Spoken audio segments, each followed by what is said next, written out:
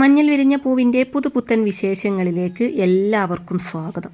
കൂടെ നിന്ന് ചതിക്കാണ് സൈമൺ ചെയ്യുന്നതെന്ന് റസിയ പറയുമ്പോൾ മനസ്സിലായി. അതുകൊണ്ട് അവൻ ടൂറിന് പോകാൻ എന്നെ നിർബന്ധിച്ചതെന്ന് പറയുന്നുണ്ട് കേട്ടോ പ്രതിഭ. റസിയ പേടിക്കണ്ട, ഇന്നത്തോടെ അവരുടെ താമസം ഞാൻ അവസാനിപ്പിക്കും എന്ന് കൂടി പ്രതിഭ പറയുമ്പോൾ അവളുടെ ചികിത്സ മുടങ്ങണം. ചിത്തിരക്കൊരിക്കലും പഴയ ചിത്തിരയാവാൻ പറ്റരുതെന്ന് റസിയ പറയുമ്പോൾ അത് നടന്നിരിക്കുന്നു ഉറപ്പ് കൊടുക്കുന്നുണ്ട് പ്രതിഭ. അതിനുശേഷം ഹരി പറയുന്നുണ്ട്, എനിക്ക് തോന്നുന്നത് മാറുന്നത് തന്നെയാണ് നല്ലതെന്നാ. ഇനി ഇവിടെ നിൽക്കുന്നത് റിസ്ക്കാ. ഇന്നല്ലെങ്കിൽ നാളെ പ്രതിഭാമ നമ്മളെ കണ്ടുപിടിക്കുന്നൊക്കെ പറയുമ്പോൾ എങ്ങോട്ട് മാറും? അതൊരു വലിയ ചോദ്യമല്ലേ ഹരി. ഹരിയുടെ വീട്ടിലേക്ക് മാറുക എന്ന് വെച്ചാൽ അയൽക്കാരൊക്കെ അറിയും, അച്ഛമ്മ അറിയും, അത് പ്രശ്നമാവില്ലേ എന്നൊക്കെ നിരഞ്ജന ചോദിക്കുമ്പോൾ അത് ശരിയാ, പിന്നെ എന്ത് ചെയ്യും ചോദിക്കുന്നുണ്ട് ഹരി. തുടർന്ന് ഒരു ഫ്ലാറ്റ് വാടകയ്ക്ക് എടുത്താലോ എന്ന് ചോദിക്കുമ്പോൾ അതൊക്കെ വലിയ പാടാ, ആരാ എന്താന്നൊക്കെ പറയേണ്ടി വരും, ID പ്രൂഫ് അടക്കം കൊടുക്കേണ്ടി വരുന്നൊക്കെ നിരഞ്ജന പറയുന്നതും സൈമൺ പറയുന്നുണ്ട്, നിങ്ങൾ തൽക്കാലം ഇവിടെ താമസിക്ക്, പിടിക്കുമ്പോഴല്ലേ അതപ്പം നോക്കാമെന്ന് പറയുമ്പോൾ നിന്റെ അച്ഛമ്മയ്ക്ക് സംശയം തോന്നിയിട്ടുണ്ടെന്ന് ഹരി പറയുമ്പോൾ ഉണ്ട്, അതുകൊണ്ട് അച്ഛമ്മയുടെ കണ്ണിൽ പെടാതെ ജീവിക്കണം എന്ന് പറയുന്നുണ്ട് സൈമൺ. അതത്ര എളുപ്പമല്ലല്ലോ എന്ന് ഹരി പറയുമ്പോൾ എന്തിനാ ഹരി റിസ്ക് ഇല്ലാത്തത്? എല്ലാത്തിനും കാണും അതിൻ്റെതായ ബുദ്ധിമുട്ടുകൾ, നമ്മൾ എങ്ങനെ മാനേജ് ചെയ്യും എന്നതിനെ ആശ്രയിച്ചിരിക്കും ഭാവി എന്ന് പറയുന്നുണ്ട് സൈമൺ. അപ്പോൾ അത് കേട്ട് നിരഞ്ജന പറയുന്നുണ്ട്, ആ പറഞ്ഞ നേരാ, പ്രതിഭാമയിൽ നിന്ന് രക്ഷപ്പെടാൻ ചിത്തുവിനെ കൊണ്ട് വിടുന്നിറങ്ങിയാൽ ആ നിമിഷം പിടിക്കപ്പെടാനുള്ള സാധ്യത കൂടുന്നു എന്നർത്ഥം. അതിലും നല്ലത് സൈമൺ പറഞ്ഞതുപോലെ തന്നെ ഇവിടെ നിൽക്കുന്നതാണെന്ന് പറയുന്നുണ്ട് നിരഞ്ജനയും. അപ്പോൾ സൈമൺ പറയുന്നുണ്ട്, അച്ഛമ്മയ്ക്ക് സംശയം തോന്നും, പരിശോധിക്കും, അപ്പോഴൊക്കെ തന്ത്രപരമായി വീടിൻ്റെ മറ്റേതെങ്കിലും ഭാഗത്തേക്ക് മാറിയാൽ മതിയെന്ന് സൈമൺ പറയുന്നതും പിടിക്കപ്പെട്ടാലോ എന്ന് ഹരി ചോദിക്കുന്നതും പിടിക്കരുത്, ആ ഒരു ആത്മവിശ്വാസം കാണിച്ചാൽ മാത്രം മതിയെന്ന് പറയുന്നുണ്ട് സൈമൺ. തുടർന്ന് പറയുന്നുണ്ട്, വീഴാൻ നമ്മൾ തീരുമാനിച്ചാലല്ലേ ഹരി വീഴ്ത്താൻ ആർക്കെങ്കിലും പറ്റുള്ളൂ, നമ്മൾ തോറ്റു കൊടുക്കാൻ തയ്യാറായില്ലെങ്കിലോ എന്ന് ചോദിക്കുമ്പോൾ അത് ശരിയാ, അങ്ങനെ ഒരു കോൺഫിഡൻസ് ഡെവലപ്മെന്റ് ചെയ്യാൻ പറ്റിയാൽ നമുക്ക് പല അത്ഭുതങ്ങളും കാണിക്കാൻ പറ്റുമെന്ന് പറയുന്നുണ്ട് കേട്ടോ നിരഞ്ജന.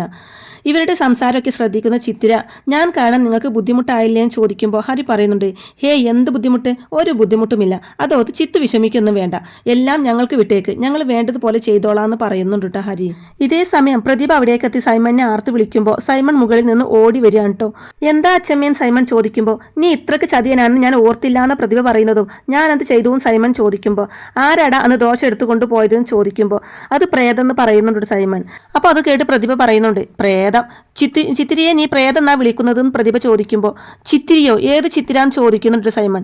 സത്യം പറഞ്ഞോ, അവരിവിടെയല്ലേ താമസിക്കുന്നതെന്ന് പ്രതിഭ വീണ്ടും ചോദിക്കുമ്പോൾ അച്ഛമ്മക്ക് ഇതെന്താ പറ്റിയത്, നമ്മൾ രണ്ടുപേരല്ലേ ഇവിടെ താമസിക്കുന്നതെന്ന് സൈമൺ പറയുന്നതും നുണയൊന്നും പറയണ്ട, നീ അവരെ ഇവിടെ കയറ്റി താമസിപ്പിച്ച വിവരം ഞാൻ അറിഞ്ഞോന്ന് പ്രതിഭ പറയുന്നുണ്ട് കേട്ടോ.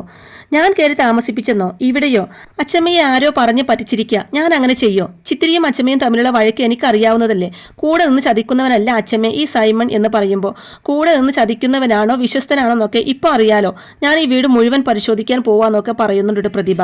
അപ്പൊ ഇവരുടെ സംസാരമൊക്കെ കേൾക്കുന്ന ഹരിയും നിരഞ്ജനയും ചിത്തിരിയും കൂടി അവിടെ ഒളിച്ചിരിക്കുകയാണ് കേട്ടോ. അല്ല പ്രേതെന്ന് സൈമൺ വീണ്ടും പറയുന്നതും പ്രേതത്തോട് വരാൻ പറയടാ, ഞാൻ നേരിട്ടോളാം, എനിക്കറിയാം പ്രേതം ആരാണെന്ന്, പ്രേതത്തെ തല്ലിയോടിച്ച് വിടാനാ ഞാൻ പോകുന്നത്, അവരെങ്ങാനും ഇവിടെ താമസിക്കുന്നുണ്ടെങ്കിൽ നിന്റെ സ്ഥാനം പിന്നെ പടിക്ക് പുറത്താന്നും പറഞ്ഞിട്ട് സൈമണിനെ തട്ടി മാറ്റി പ്രതിഭ മുകളിലേക്ക് പോവാൻ കേട്ടോ.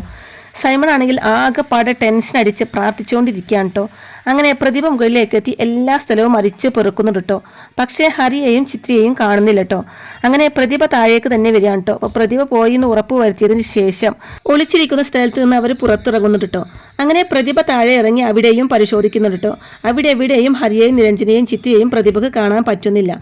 എന്തായി കിട്ടിയോന്ന് സൈമൺ ചോദിക്കുമ്പോൾ ഇവിടെ ഒന്നും ആരുമില്ലല്ലോ എന്ന് പ്രതിഭ പറയുമ്പോൾ ഇതന്നെയല്ലേ ഞാനും പറഞ്ഞത്. അപ്പം അച്ഛമ്മ എന്നെ സംശയിച്ചു, ഞാൻ അച്ഛമ്മയെ ചതിക്കുമെന്ന് സൈമൺ ചോദിക്കുമ്പോൾ റസിയെ പിന്നെ എന്തിനായിരിക്കും അങ്ങനെ പറഞ്ഞത്, അവരങ്ങനെ വെറുതെ എന്തെങ്കിലും പറയുന്ന കൂട്ടത്തിലുള്ളവരല്ല എന്ന് പ്രതിഭ പറയുമ്പോൾ അവർ പോലീസല്ലേ അച്ഛമ്മേ, അവർക്കെല്ലാം സംശയമായിരിക്കും, എന്തായാലും അച്ഛമ്മയുടെ സംശയം മാറിയല്ലോ, അത് മതിയെന്ന് പറയുന്നുണ്ട് സൈമൺ. തുടർന്ന് പ്രതിഭ റസിയെ ഫോണിൽ വിളിച്ച് റസിയക്ക് കിട്ടിയ വിവരം തെറ്റാണ്, ഞാൻ ഈ വീട്ടിൽ മുഴുവൻ പരിശോധിച്ചു, ഇവിടെ ഞങ്ങളല്ലാതെ മറ്റാരും ഇല്ല എന്നുള്ള വിവരം പറയുന്നുണ്ട് കേട്ടോ. അതിനുശേഷം കാണിക്കുന്നത് രാഗിണി ഹരിയോടായിട്ട്, നീ ഇതെവിടെയായിരുന്നു, എവിടേക്കെങ്കിലും പോകുമ്പോൾ പറഞ്ഞിട്ട് പൊക്കൂടെ എന്ന് രാഗിണി പറയുമ്പോൾ പറയാൻ പറ്റുന്ന സാഹചര്യത്തിലല്ല ഞാൻ എന്ന് ഹരി മറുപടി കൊടുക്കുമ്പോൾ അങ്ങനെ പറയുന്നത് ശരിയല്ല, ആ സാഹചര്യം എന്താണ് ഞങ്ങളോടും കൂടെ പറ, ചിലപ്പോൾ ഞങ്ങൾക്ക് നിന്നെ സഹായിക്കാൻ പറ്റിയേക്കുന്നൊക്കെ മഹേഷ് ഇങ്ങനെ പറയുമ്പോൾ അച്ഛൻ വിചാരിക്കുന്നത് പോലെ ഒരു പ്രശ്നമല്ല ഇതെന്ന് ഹരി പറയുന്നതും എന്താണെങ്കിലും ആയിക്കോട്ടെ നീ അത് പറഞ്ഞു നോക്കുമെന്ന് മഹേഷ് പറയുമ്പോൾ ഹരി രാഗിണിയെ നോക്കി പറയാൻ മടിക്കുന്നുണ്ട് കേട്ടോ. അപ്പോൾ അത് മനസ്സിലാക്കുന്ന മഹേഷ് രാഗിണിയെ അവിടെ നിന്നും പറഞ്ഞു വിടുകയാണ് കേട്ടോ. തുടർന്ന് ഹരി പറയുന്നുണ്ട്, ചിത്രയ്ക്ക് ഇപ്പോൾ ഒന്നും ഓർമ്മയില്ല എന്ന് പറയുന്നുണ്ട്. അങ്ങനെ എല്ലാ കാര്യങ്ങളും ഹരി മഹേഷിനോട് തുറന്ന് പറയുന്നുണ്ട് കേട്ടോ. തുടർന്ന് ആ റസിയെ പറ്റിച്ച പണിയാണ്, എങ്ങനെയെങ്കിലും അവളെ പഴയ ചിത്തു ആക്കണം, അതിനുള്ള ഓട്ടത്തിലാണ് ഞങ്ങൾ എന്നൊക്കെ ഹരി പറയുമ്പോൾ ഇതിന് ഓടുകയല്ല വേണ്ടത്, ചികിത്സിക്കുക വേണ്ടതെന്ന് മഹേഷ് പറയുമ്പോൾ ചികിത്സിക്കുന്നുണ്ട്, ഒരു ഡോക്ടറെ കാണിച്ചു എന്ന് ഹരി പറയുന്നതും മാറ്റമുണ്ടോ എന്ന് മഹേഷ് ചോദിക്കുമ്പോൾ പ്രത്യേകിച്ച് മാറ്റമൊന്നുമില്ല എന്ന് പറയുന്നുണ്ട് ഹരി. അപ്പോൾ അത് കേട്ട് മഹേഷ് പറയുന്നുണ്ട്, ഒരു നാട്ടുവൈദ്യനുണ്ട്, ഒറ്റമൂലി കൊണ്ട് ചികിത്സിക്കുന്ന ആളാ, അയാൾ ചെന്ന് കാണ്, ഒറ്റക്കൂട്ട് മരുന്ന് കൊണ്ട് അയാൾ ഈ അസുഖം മാറ്റുമെന്ന് പറയുന്നുണ്ട് കേട്ടോ മഹേഷ്. നാട്ടുവൈദ്യം എന്നൊക്കെ പറയുമ്പോൾ അത് വിശ്വസിക്കാലോ അല്ലേന്ന് ഹരി ചോദിക്കുമ്പോൾ 100% വിശ്വസിക്കാം. എനിക്ക് അസുഖം വന്നപ്പോൾ ഞാൻ അയാളല്ലേ കാണിച്ചത്, കിടപ്പിലായ എന്നെ നടക്കാൻ പരുവത്തിലാക്കിയത് ആ വൈദ്യരാ, നീ അയാളെ പോയി കാണ്, ചിത്തുവിനെ രക്ഷിക്കാൻ ഇനി അയാൾക്കേ പറ്റൂ എന്ന് പറയുന്നുണ്ട് കേട്ടോ മഹേഷ്. അതിനുശേഷം കാണിക്കുന്നത് ആ വൈദ്യനെയും കൊണ്ടുവരികയാണ് കേട്ടോ ഹരി. അങ്ങനെ വൈദ്യർ ചിത്തിരയെ പരിശോധിച്ച് കഴിഞ്ഞതിന് ശേഷം പറയുന്നുണ്ട്, ഞാൻ തരുന്ന മരുന്നുകൾ മുറ പോലെ ഉണ്ടാക്കേണ്ടി വരും, പറ്റുമോ എന്ന് ചോദിക്കുമ്പോൾ പറ്റുമെന്ന് പറയുന്നുണ്ട് നിരഞ്ജന. പഥ്യം തെറ്റരുത് എന്ന് പറയുമ്പോൾ ഇല്ല തെറ്റില്ല എന്ന് പറയുന്നുണ്ട് കേട്ടോ ഹരിയും. നാട്ടുവൈദ്യൻ മോശമാണെന്ന് പലരും പറയാറുണ്ട്, തെറ്റാണത്. ഈ മണ്ണിന്റെ മണവും ഗുണവുമുള്ള ചികിത്സാ രീതിയാണത്. ഞങ്ങളുടെ മരുന്നുകൾ നിലവിലുള്ള അസുഖം ഭേദമാക്കാൻ മാത്രമാണ് ഉപയോഗിക്കാറ്, അല്ലാതെ പുതിയ അസുഖം വരുത്താനല്ല എന്ന് പറയുന്നുണ്ട് കേട്ടോ അദ്ദേഹം. തുടർന്ന് പറയുന്നുണ്ട്, ഞരമ്പിൽ വിഷം കിടപ്പുണ്ട്. വിഷം എന്ന് വെച്ചാൽ ഇപ്പോഴത്തെ അസുഖത്തിന് കാരണം എന്താണോ അത്, വിഷത്തെ വിഷം കൊണ്ട് തന്നെ ചികിത്സിപ്പിക്കണം, അത് ഞാൻ ചെയ്തോളാം എന്ന് പറയുന്നുണ്ട് വൈദ്യര്. ഭേദമാകാൻ എത്രത്തോളം പ്രതീക്ഷിക്കാൻ നമുക്ക് എന്ന് ഹരി ചോദിക്കുമ്പോൾ 100% പ്രതീക്ഷിക്കാമെന്ന് പറയുന്നുണ്ട് കേട്ടോ. അപ്പോൾ അത് കേട്ട് ഹരിക്കും നിരഞ്ജനക്കും ചിത്രയ്ക്കും സന്തോഷമാവുന്നുണ്ട് കേട്ടോ. ഇത് പെട്ടെന്നുണ്ടായ ഒരവസ്ഥയല്ലേ, അത് മാറും, ഈ കുട്ടി പഴയതുപോലെയാവും, ഞാനത് ആക്കിത്തരാമെന്ന് പറയുന്നുണ്ട് കേട്ടോ വൈദ്യര്. അങ്ങനെ വൈദ്യര് അവിടുന്ന് പോവാൻ തുടങ്ങുന്നതും ഹരി ക്യാഷ് എടുത്ത് ദക്ഷിണ എന്ന് പറഞ്ഞു കൊടുക്കുമ്പോൾ, ജീവിക്കാൻ വേറെ മാർഗമുണ്ടെങ്കിൽ രോഗികളുടെ അടുത്ത് നിന്ന് ക്യാഷ് വാങ്ങരുത് എന്ന് എൻ്റെ അച്ഛൻ എന്നെ പഠിപ്പിച്ചിട്ടുണ്ട്, അത് ഇതുവരെ ഞാൻ തെറ്റിച്ചിട്ടില്ല, അതുകൊണ്ട് വേണ്ടാന്ന് പറയുന്നുണ്ട് കേട്ടോ അദ്ദേഹം. ആദ്യം വേഗം അസുഖം മാറട്ടെ, അതാണ് എൻ്റെ ഏറ്റവും വലിയ ദക്ഷിണ എന്ന് പറഞ്ഞിട്ട് അയാൾ അവിടെ ഒന്നും പോവാൻ കേട്ടോ. അതിനുശേഷം കാണിക്കുന്നത് നേരത്തെ ഇൻഫർമേഷൻ കൊടുത്ത പോലീസുകാരൻ റസിയെ കാണാനായിട്ട് വരികയാണ് കേട്ടോ. അയാൾ അവിടേക്ക് എത്തുന്നതും റസിയെ പറയുന്നുണ്ട്, തൻ്റെ ഇൻഫർമേഷൻ തെറ്റായിരുന്നടോ, ആ ചിത്തു പ്രതിഭാമയുടെ കൂടെയല്ലല്ലോ താമസം എന്നൊക്കെ റസിയെ പറയുന്നതും എനിക്കുറപ്പുണ്ട് മേഡം, അവരവിടെ തന്നെയാണ് താമസം എന്ന് അയാൾ പറയുമ്പോൾ അതെങ്ങനെ ശരിയാവും, പ്രതിഭാമ ആ വീട് മുഴുവൻ അരിച്ചു പെറുക്കിയതാണല്ലോ, എന്നിട്ട് അവരെ കണ്ടില്ലല്ലോ, അവരവിടെ ഉണ്ടെങ്കിൽ പ്രതിഭാമയുടെ കണ്ണിൽ പെടേണ്ടെന്നൊക്കെ റസി അങ്ങനെ പറയുമ്പോൾ അയാൾ പറയുന്നുണ്ട്, മേഡം SP ആണെന്നും ഒരു ഇൻഫർമേഷൻ പാസ് ചെയ്യുമ്പോൾ അത് ഗൗരവത്തിലുള്ളതായിരിക്കണമെന്നും അറിയുന്ന ആൾ തന്നെയാണ് മേഡം ഞാൻ, അവരവിടെയുണ്ടെന്ന് ഞാൻ പറഞ്ഞത് 100% ശരിയാണ്, അവരവിടെ തന്നെയുണ്ടെന്ന് അയാൾ വീണ്ടും പറയുന്നതും. അപ്പോൾ റസിയ പറയുന്നുണ്ട്, മൊത്തം കൺഫ്യൂഷൻ ആയല്ലോ, പ്രതിഭാമ ആ വീടിന്റെ മുക്കും മൂലയും വരെ അരിച്ചു പെറുക്കി, അവരപ്പോൾ മാഞ്ഞു പോയോന്ന് ചോദിക്കുന്നുണ്ട് കേട്ടോ. ചിലപ്പോൾ അവരവിടെ തന്നെയായിരിക്കും താമസിച്ചത്, പ്രതിഭാമ വന്നപ്പോൾ സ്ഥലം വിട്ടു കാണും, അങ്ങനെ ആയിക്കൂടെ എന്ന് ചോദിക്കുമ്പോൾ ഇല്ല അങ്ങനെ സംഭവിച്ചിട്ടില്ല, അവരിപ്പോഴും അവിടെ തന്നെയുണ്ട് എന്ന് ആ പോലീസുകാരൻ പറയുമ്പോൾ, അപ്പോൾ പ്രതിഭാമ അന്വേഷിച്ചപ്പോൾ അവരെ കാണാതായത് എങ്ങനെയെന്ന് റസിയ ചോദിക്കുമ്പോൾ അതെനിക്കറിയില്ല എന്ന് പറയുന്നുണ്ട് അയാള്. അപ്പോൾ റസിയ പറയുന്നുണ്ട്, എന്തോ ഒരു പ്രശ്നമുണ്ട്, എനിക്ക് പ്രതിഭാമയും അവിശ്വസിക്കാൻ പറ്റില്ല, തന്നെയും അവിശ്വസിക്കാൻ പറ്റുന്നില്ല, താൻ പറയുന്നതും ശരി പ്രതിഭാമ പറയുന്നതും ശരി, അപ്പോൾ പിന്നെ എന്തായിരിക്കും ശരിക്കുള്ള ശരിയെന്ന് റസിയ പറയുമ്പോൾ ഞാൻ പറയുന്നത് തന്നെയാണ് മേഡം ശരി, ആ സ്ത്രീ ചിലപ്പോൾ നുണ പറയുന്നതാവുമെന്ന് പറയുമ്പോൾ ഒരിക്കലുമില്ല, അവർക്ക് ചിത്തിരിയെ ഇഷ്ടമല്ല എന്ന് പറയുന്നുണ്ട് റസിയ. മേഡത്തിന്റെ സ്വന്തം നിലയിൽ ഒരു അന്വേഷണം നടത്തി നോക്ക്, സത്യം എന്താണെന്ന് നമുക്ക് അപ്പം അറിയാലോ എന്ന് അയാൾ പറയുമ്പോൾ ആ വഴിക്ക് ആലോചിക്കാമെന്ന് പറഞ്ഞിട്ട് അയാൾ അവിടുന്ന് പറഞ്ഞു വിടാണ്ട് റസിയ. അതിനുശേഷം കാണിക്കുന്നത് ഇവിടെ ചിത്തിരക്കുള്ള കഷായം ഉണ്ടാക്കിക്കൊണ്ടിരിക്കുകയാണ് കേട്ടോ നിരഞ്ജനയും ഹരിയും. ഹരി പച്ചിലക്കൂട്ട് മരുന്നുകളൊക്കെ ചതക്കുന്നു, നിരഞ്ജന കൂട്ട് പറഞ്ഞു കൊടുക്കുന്നുണ്ട്. അങ്ങനെ കഷായമൊക്കെ ഉണ്ടാക്കി ചിത്രയ്ക്ക് കൊണ്ടു കൊടുക്കുകയാണ് നിരഞ്ജന. എന്താ ഇതെന്ന് ചിത്ര ചോദിക്കുമ്പോൾ കഷായം എന്ന് ഹരി പറയുന്നതും എനിക്ക് വേണ്ട, കഷായമൊന്നും ഞാൻ കുടിച്ചിട്ടില്ല, എന്ത് വിശ്വസിച്ച് കുടിക്കും, നിങ്ങൾ എൻ്റെ ആരുമല്ലല്ലോ എന്നൊക്കെ ചിത്തിര അങ്ങനെ പറയുന്നതും ഞങ്ങൾ നിന്റെ ആരുമല്ലെന്നോ, എങ്ങനെ പറയാൻ തോന്നുന്നു നിനക്കിത്, നീ ഞങ്ങളുടെ ആരുമല്ലെങ്കിൽ പിന്നെ എന്തിനാ ഞങ്ങൾ ഈ കിടന്ന് കഷ്ടപ്പെടുന്നതെന്ന് ചോദിക്കുന്നുണ്ട് നിരഞ്ജന. വൈദ്യൻ വന്ന് പരിശോധിച്ചത് മറന്നോ, ആ വൈദ്യൻ തന്ന കുറിപ്പടി വെച്ച ഈ മരുന്നുണ്ടാക്കിയത് നല്ല കഴിവുള്ള വൈദ്യന, നീ ധൈര്യമായിട്ട് കുടിച്ചോന്നൊക്കെ ഹരിയും പറയുന്നുണ്ടെങ്കിലും ചിത്തിര കുടിക്കാൻ കൂട്ടാക്കുന്നില്ല കേട്ടോ. അപ്പൊ നിരഞ്ജന ഇവളെ ഫലമായി കുടിപ്പിക്കേണ്ടി വരുമെന്ന് പറയുമ്പോൾ അതൊന്നും വേണ്ട, അവൾ കുടിച്ചോളും, ചിത്തു നല്ല കുട്ടിയാണ്, അസുഖം മാറണമെന്ന് ചിത്തുവിന് നല്ല ആഗ്രഹമുണ്ട്, നിന്റെ ഹരിയല്ലേ ഈ പറയുന്നത്, കുടിക്കുന്നൊക്കെ പറയുമ്പോൾ ചിത്തിര മരുന്ന് വാങ്ങി കുടിക്കുകയാണ് കേട്ടോ. നല്ല കയ്പുണ്ടെന്ന് ചിത്തിര പറയുന്നതും പച്ചമരുന്നല്ലേ കയ്പുണ്ടാവാതിരിക്കുമോ എന്ന് ചോദിക്കുന്നുണ്ട് നിരഞ്ജന. അതിനുശേഷം കാണിക്കുന്നത് ശ്രീജയെ കാത്തു നിൽക്കാണ്ട് റസിയ. അപ്പോൾ ശ്രീജ അതുവഴി പോകുന്നതും ശ്രീജയെ തടഞ്ഞു നിർത്തി എന്താ വിശേഷം എന്നൊക്കെ ചോദിക്കുമ്പോൾ അത് നിങ്ങൾ എന്തിനാ അറിയുന്നതെന്ന് ചോദിക്കുന്നുണ്ട് ശ്രീജ. ഞാൻ പഴയ ഒരു പോലീസ് ഓഫീസറല്ലേ, അറിയണ്ടേന്ന് ചോദിക്കുമ്പോൾ അങ്ങനെ ഇപ്പോൾ അറിയണ്ടെന്ന് പറയുന്നുണ്ട് കേട്ടോ ശ്രീജ.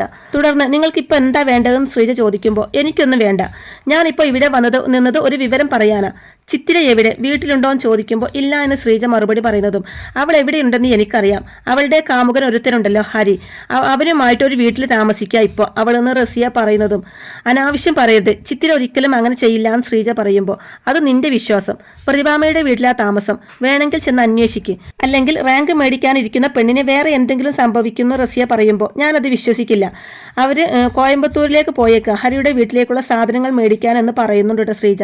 അപ്പോൾ അത് കേട്ട് റസിയ പറയുന്നുണ്ട് അവരെങ്ങോട്ടും പോയിട്ടില്ല, അവർ നിന്നെ ഭംഗിയായി പറ്റിച്ചിരിക്കുക, അതിനാ പെണ്ണും കൂട്ടുണ്ട് നിരഞ്ജന, പറ്റുമെങ്കിൽ ഞാൻ പറയുന്നത് വിശ്വസിക്ക്, ഞാൻ പറഞ്ഞത് ആ സത്യം എന്ന് പറയുന്നുണ്ട് റസിയ. അപ്പോൾ ശ്രീജ പറയുന്നുണ്ട് നിങ്ങളൊരു വൃത്തികെട്ട സ്ത്രീയാ, നിങ്ങളെ വിശ്വസിക്കാൻ ഞാൻ തയ്യാറല്ല, മേലാൽ ഇത്തരം നുണകൾ പറഞ്ഞ് എൻ്റെ മുന്നിൽ വരരുത്, എനിക്കിഷ്ടമല്ല എന്ന് പറഞ്ഞിട്ട് ശ്രീജ അവിടെ ഒന്നും പോവാണ് കേട്ടോ. ഇവിടെ ചിത്തിരിയാണെങ്കിൽ ഛർദ്ദിക്കുകയാണ് കേട്ടോ. അപ്പോൾ അത് കണ്ട് ഹരി പറയുന്നുണ്ട് ഛർദ്ദിക്കുമെന്ന് ആ വൈദ്യൻ പറഞ്ഞിരുന്നു, ഉള്ളിലെ വിഷം പോകുന്നതാ, അത് നല്ല ലക്ഷണമായിട്ടാണ് എനിക്ക് തോന്നുന്നതെന്നൊക്കെ ഹരി പറയുന്നത് കേട്ട് ചിത്തിര പറയുന്നുണ്ട് നിങ്ങൾ തന്ന മരുന്ന് കുടിച്ചത് കൊണ്ടാണ് ഞാൻ ഛർദ്ദിച്ചത്, സത്യം പറ നിങ്ങൾ എന്നെ കൊല്ലാനല്ലേ ശ്രമിച്ചതെന്നൊക്കെ ചോദിക്കുമ്പോൾ അതെ കൊല്ലാനാ നോക്കിയത്, ഈ നിൽക്കുന്ന ചിത്തിര മരിക്കണം, എന്നിട്ട് പഴയ ചിത്തിര പുനർജനിക്കണം, അതിനു വേണ്ടിയാണ് ഞങ്ങളുടെ ശ്രമം എന്ന് പറയുന്നുണ്ട് ഹരി. ഛർദ്ദിച്ചാൽ കഴിക്കേണ്ട ഒരു ഗുളികയുണ്ട്, അത് വായി അലിയിച്ച് കഴിച്ചാൽ മതി, അത് തരാമെന്ന് പറയുമ്പോൾ വേണ്ടാന്ന് ചിത്തിര പറയുന്നതും വേണം, മരുന്ന് കൃത്യമായിട്ട് കഴിക്കണം, എന്നാലേ അസുഖം മാറുമെന്ന് ഹരിയും. നീ ഞങ്ങളെ ഒന്ന് വിശ്വസിക്ക്, വൈദ്യനെയും മരുന്നിനെയും വിശ്വസിക്കണം, എന്നാലേ മരുന്ന് ഫലിക്കൂ എന്ന് പറയുന്നുണ്ട് നിരഞ്ജന. അതേ ചിത്തു, നിന്റെ നന്മയ്ക്ക് വേണ്ടിയല്ലേ ഞങ്ങൾ ഇതൊക്കെ പറയുന്നത്, ഓരോ മരുന്ന് കഴിക്കുമ്പോൾ നീ കാണിക്കാൻ പോകുന്ന ലക്ഷണങ്ങൾ വരെ വൈദ്യർ എന്നോട് പറഞ്ഞിട്ടുണ്ട്, അതുകൊണ്ട് നീ ഛർദ്ദിച്ചപ്പോൾ എനിക്കൊരു പരിഭ്രമവും തോന്നാതിരുന്നതെന്ന് പറയുന്നുണ്ട് ഹരി. വാ മരുന്ന് കഴിക്കുമ്പോൾ ഉറക്കം വരും, അതും വൈദ്യൻ പറഞ്ഞിരുന്നു എന്ന് ഹരി പറയുമ്പോൾ ചിത്തിര ഗുളിക കഴിക്കാൻ വേണ്ടി അവരുടെ കൂടെ പോവാണ് കേട്ടോ. അതിനുശേഷം റസിയ വീണ്ടും ആ പോലീസുകാരനോട് പറയുന്നുണ്ട് അവസാനം നീ പറഞ്ഞത് തന്നെ ഞാൻ ചെയ്യാൻ തീരുമാനിച്ചു, പ്രതിഭാമയുടെ വീട്ടിൽ എൻ്റെ സ്വന്തം നിലക്ക് ഒന്ന് സെർച്ച് ചെയ്യാൻ ഞാൻ തീരുമാനിച്ചു എന്ന് പറയുമ്പോൾ അത് നന്നായി, അപ്പോൾ അറിയാം അവരവിടെ ഉണ്ടോ ഇല്ലയോ എന്ന്. പ്രതിഭാമ സ്ഥലത്തില്ല, അവർ ടൂറില്ല, സ്വാഭാവികമായും ആ വീട്ടിൽ ആരും ഉണ്ടായിരിക്കില്ലല്ലോ, പക്ഷേ താൻ പറയുന്നു ഉണ്ടെന്ന്, നമുക്ക് നോക്കിക്കളയാന്ന് റസിയ പറയുമ്പോൾ അപ്പോൾ മേഡത്തിന് മനസ്സിലാവും ഞാൻ പറയുന്നതാണ് ശരിയെന്ന്. അപ്പോൾ റസിയ പറയുന്നുണ്ട് പക്ഷേ അതിന് താൻ എന്നെ ഒന്ന് സഹായിക്കണം, ആ വീട് താൻ ഒന്ന് റെയ്ഡ് ചെയ്യണമെന്ന് റസിയ പറയുമ്പോൾ റെയ്ഡ് ചെയ്യാന്ന് പറയുമ്പോൾ വേറൊന്നുമല്ല, അതിന് തക്കതായ കാരണം വേണ്ടേ, തന്നെയുമല്ല പ്രതിഭ മേഡം പഴയ മുഖ്യമന്ത്രിയുടെ വീട് പോലീസ് റെയ്ഡ് ചെയ്തു എന്നറിഞ്ഞാൽ അത് വലിയ വാർത്തയാകുമെന്ന് പറയുന്നു കേട്ടോ പോലീസുകാരൻ. എടോ പഴയ മുഖ്യമന്ത്രിയുടെ വീട്ടിൽ അവരറിയാതെ ഒരു കൂട്ടർ താമസിക്കുന്നുണ്ട്, അങ്ങനെ ഒരു രഹസ്യ വിവരം പോലീസിന് കിട്ടി, അതുപോലെ റെയ്ഡ് ചെയ്യാന്ന് റസിയ ചോദിക്കുമ്പോൾ ഇൻഫർമേഷൻ എവിടുന്ന് കിട്ടിയെന്ന് ചോദിച്ചാൽ ഞാൻ എന്ത് പറയുന്ന അയാൾ ചോദിക്കുന്നതും താൻ എൻ്റെ പേര് പറഞ്ഞു, മുൻ SP റസിയ ബീഗമാണ് ഇൻഫർമേഷൻ ചെയ്തത്, എന്താ അതുപോലെയെന്ന് ചോദിക്കുമ്പോൾ മതി എന്ന് പറയുന്നുണ്ട് കേട്ടോ അയാള്.